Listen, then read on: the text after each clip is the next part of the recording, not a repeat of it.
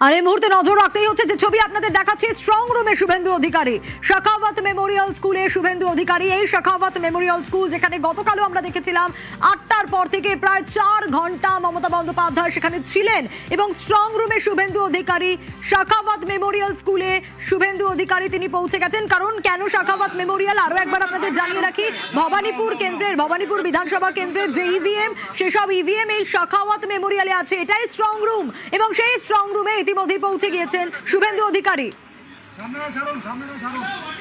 যে ছবি আপনাদের দেখাচ্ছি শাখাওয়াত মেমোরিয়াল স্কুলের ছবি, স্ট্রং রুম শাখাওয়াত মেমোরিয়াল। সোমবার রয়েছে ভোট গণনা এবং তার আগে এই কটা দিন স্ট্রং রুমে ইভিএম থাকবে এবং এই শাখাওয়াত মেমোরিয়াল যেখানে ভবানীপুর কেন্দ্রের যে ইভিএম গুলো, সেই ইভিএম গুলো রয়েছে এবং সেখানে ইতিমধ্যে শুভেন্দু অধিকারী স্ট্রং রুমে পৌঁছেছেন। এখনকার ডিটেল আপডেট নেব, ইরন রয়েছে আমার সঙ্গে।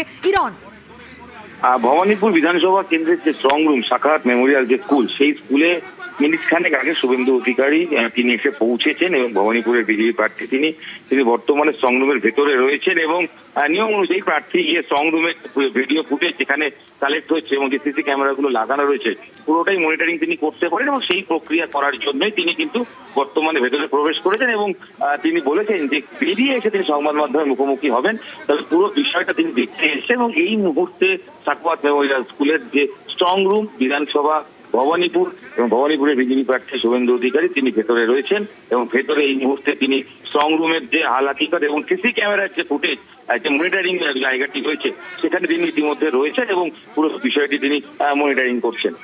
বেশ।